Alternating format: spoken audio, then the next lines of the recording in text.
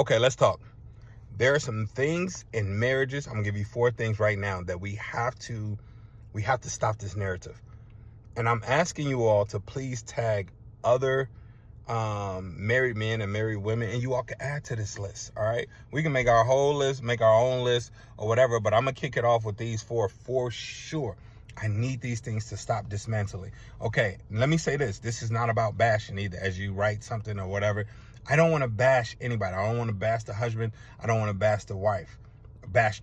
I want us to operate in kingdom marriages and teach people how to come together as one flesh.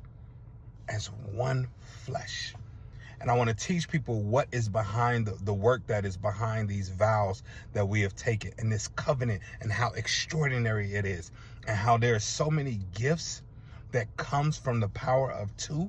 Like, they're extraordinary gifts that comes from the power of 2. So if you have anything that you want to add to this list, please do not bash though. Okay, let me say this. Here's number 1, and this one bothers me a lot. Happy wife, happy life. As though the happiness of the wife is the only thing that matters. How can we be one flesh and we only focus on your happiness? If I am unhappy, therefore you are unhappiness, because we are one. If I am unhappy, you are unhappy. This ship will not operate. If I am unhappy, you are going to be unhappy as well. If she is unhappy, I am going to be unhappy. Bible says we are to submit to one another as reverence to God. We're in a state of serving one another. Not everything service based off of you. So instead, it's happy spouse, happy house. Dismantle happy wife, happy life. That's not bashing. That's saying there are 2 people involved in this, and those 2 shall become one. But if one feels like, hey, I'm not even being considered in this thing, then there's going to be resentment from the beginning. That is the worst advice. Let's dismantle that. The second thing, number 2, is that men aren't nurturers. We nurture in a different way. Yes, my wife, like our youngest son or our middle son, when he was younger, I seen this woman and he had a fever, and she had read something about the skin on skin, like how powerful it is for skin on skin, right? I remember she took her clothes off, skin on skin, got in her robe, and had our son right here on her chest, over her heart. He's naked, and she sat with him for hours. And his fever actually broke. Like, she sang to him. She worshiped with him. She prayed over him. That is how she nurtured our son. Now, this same son, we have 3 kids, but this same son, I'm just using this example. This same son, later in years, he is struggling to button up his top button. Now, my wife may just go ahead and, I got that for you. Let me button. No, that's not what we're doing. I'm going to sit with him. And I did sit with him for 30 minutes straight as he struggled through this top button.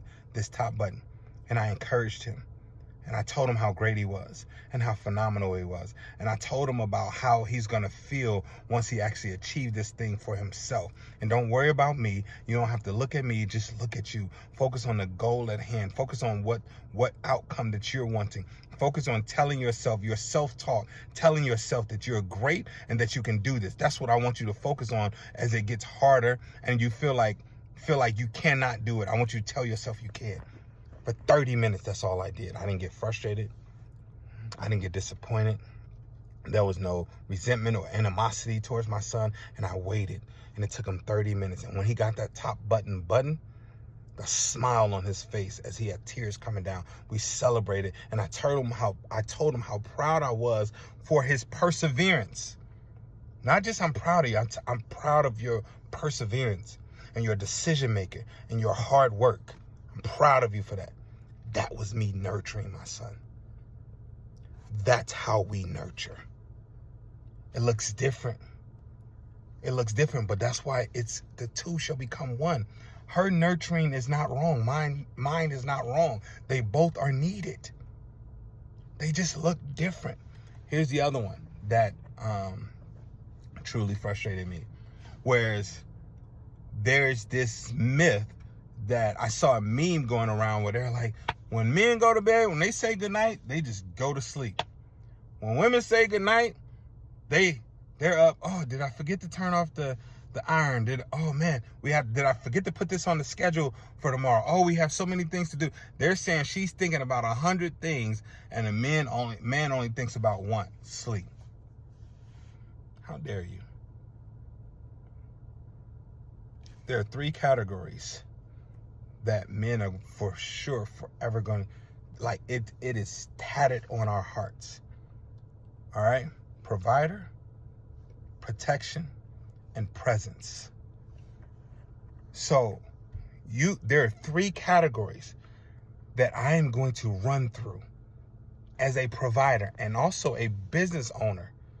I have to make decisions. I have to steward the business well, where it provides for my family, and I have 6 other people on my team. I'm constantly thinking about, how can I be a better provider? What decisions do I need to make so that the business is not hindered in any way? Who do I need to hire that can increase the business? Oh, the retention rate is down. How do we increase the retention rate? The show-up rate is down on certain webinars and all of those things. Or the sales are down this month. How do I combat that? Knowing that Christmas and holidays coming up and I want to be able to give out bonuses, but the sales are going down.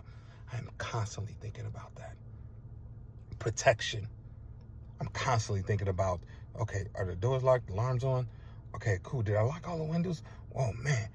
And my son, do I want them walking by themselves? And oh man, the teacher, I saw the email, the teacher said this boy hit my son, and now do I do this? And then my daughter who is constantly growing and getting thicker, and I'm like, whoa, now I gotta consider this. How do I protect my daughter when she leaves my house and all of these things? And my wife who's going on her solo trips and all that stuff. How do I protect my wife when she's 800 miles away?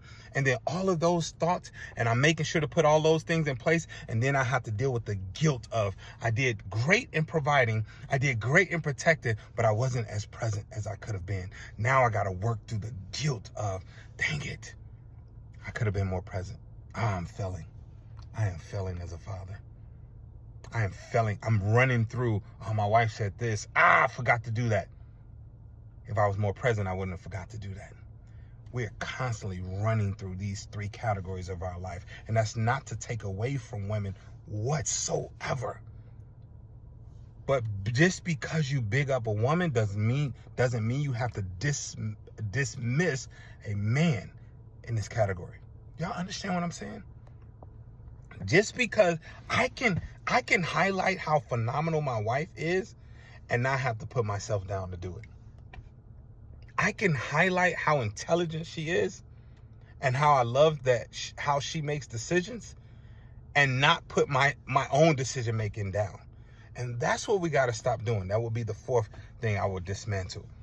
If you compliment a spouse, that does not mean the other spouse is not doing what they need to do. Stop feeling like I have to compliment one and put down the other. Dismantle. Right now. Right now. There are things that I think about that my wife does not think about or have to consider. There are gaps in her life that she has not had to consider. And I love that. There are gaps in my life that I do not have to consider because she does. And I love that. I love that. My wife, I do not have to consider anything concerning literally our home. This is what she wanted to do. I am all for it. If my wife today was like, "Bam, I'm done with all of this stuff. I just want to pursue singing full time." Let's do it. I'm going to pour into wherever she's saying I want to be. That's what we're going to do. But here's the thing.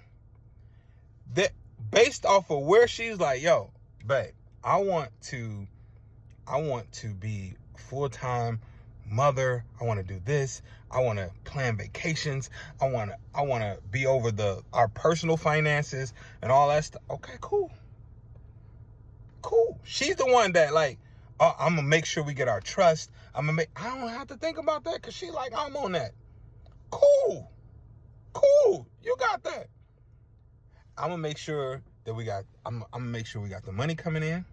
You don't have to think about ways. I don't need you to think about ways to bring in income. You don't think about that. I got that. Protection. I'm gonna think about that. Okay? And then you tell me where I need to be present. I'm gonna do those things. There are certain things that we do, that gaps that we just think about for each other. Two shall become one. Let's get it.